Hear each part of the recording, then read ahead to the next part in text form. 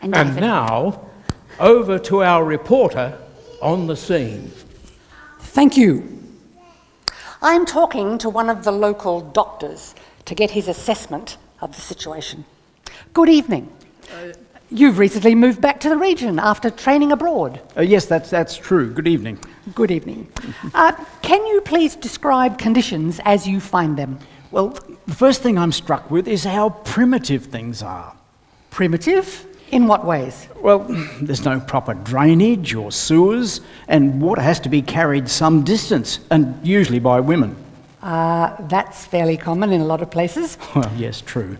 We hear quite a lot about the occupying forces. What can you tell us about them?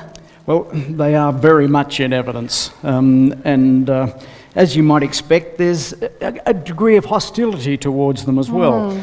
However, the combination of the threat of violence and the puppet government that's been installed by the regime does mean that there's a sort of uneasy peace existing at the moment. Yes.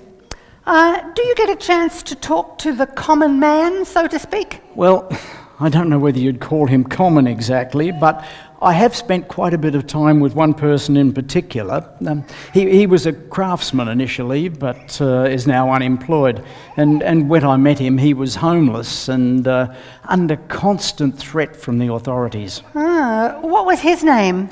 Jehoshua. And why was he in so much trouble? Well, he was persecuted for religious reasons, and he spoke out about social and political issues.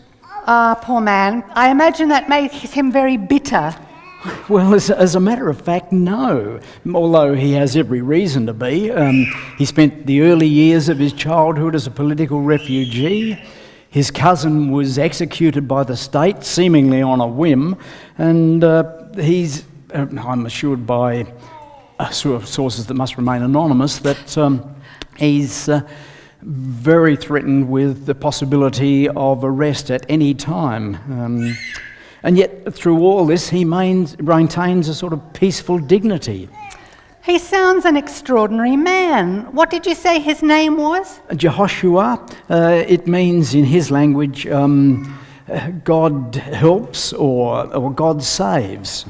Jehoshua. Yeah, in our language, he'd normally be called Jesus. Are you going to follow up on this story? Certainly. Well, eventually I hope to actually write a book on everything that I did with him and what I've seen. Well, good luck with that. And thank you for talking to me, Luke. Good night, and now back to the studio. Good night.